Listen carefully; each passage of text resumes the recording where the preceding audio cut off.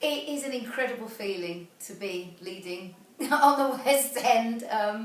Obviously theatre's something I've grown up with, you know, as an admirer, as an observer, and now here I am actually on the stage looking out at an audience. It's quite something to behold, it really is. I wanted to humanise Rachel a bit, because we know she's a diva, we know she's, you know, this thing, but I wanted people to see that behind all of that, which is the truth of every female artist, there's the very soft core, there's the vulnerability, there's the human side, there's, I mean, the only bit that I couldn't personally relate to was being a mum, but everything else I completely understood. You can put up this hard exterior, but I wanted to peel away those layers and get to the woman. That in itself brought its own challenges because, of course, when someone iconic does a role and then there's the songs that go with it, invariably the comparisons are going to be there and all that kind of thing. But I'm a very different singer to Whitney. You know, there was one Whitney, complete one-off for a start. Like Whitney, I kind of was relieved in the thought that she'd never done any acting before. I had a bit of a head start on her because I had a, you know, little bit of experience when I was a child. So that was my one source of comfort.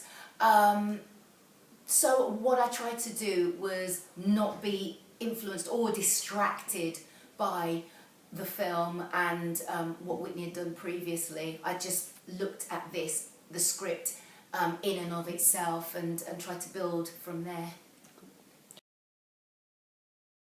It's been challenging. The hardest thing for me was thinking, oh my God, I've got to learn lines.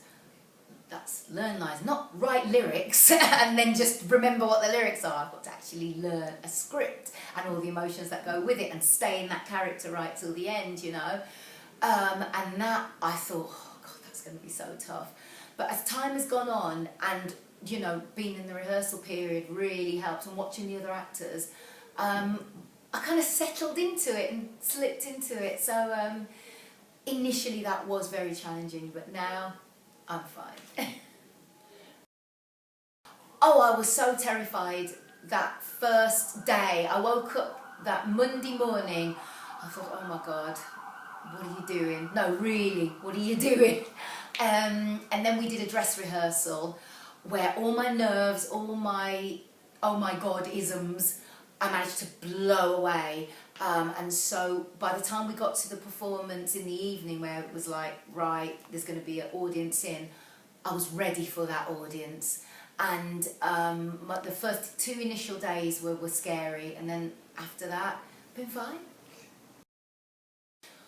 Oh, there's lots of things that make me frightened.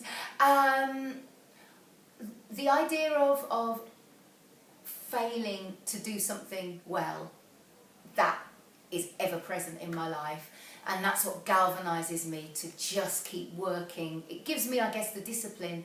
I don't want to mess up, so I really work hard to ensure that I don't. Other than that, spiders. And no, I ain't over that. I probably never will be. Oh man, before I started the show, my favourite song was I Have Nothing, and that's still by a nose my favourite, but second to that now is Run to You. It's just glorious. Sharing that song with Debbie, who plays Nikki Maron, is just a beautiful moment. I'm not sure about a cast recording. That'd be great, because obviously that would be me going back to what I absolutely know, and that would be a lot of fun. I think a lot of fans would like that. In terms of me recording any of those songs, they're the kind of songs that I'd probably do in my own touring. I don't know if I'd commit them to an album, because I don't know what else I could bring to them to give a completely different complexion to them, you know. It's one thing to do them as a homage, to Whitney, to the show, but to try and do my own complete take on it, oh, I don't know.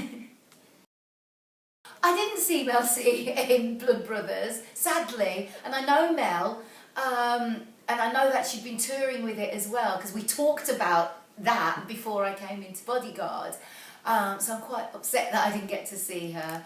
And Mel's great. I've known her since the heady days of the Spice Girls, a long time. So, and she's wonderful. She's a proper talent. I think now that I've got a couple of weeks under my belt, and you know, going into the third week now, I'm looking forward to just seeing how the show progresses. It's already progressed massively from when I saw it, when Heather and Gloria were in it. And so just those changes and where it'll go and what will happen next, that I'm really looking forward to. I'm not looking forward to the end though, because I really love this. It's been brilliant. People should come and see the show because it's great.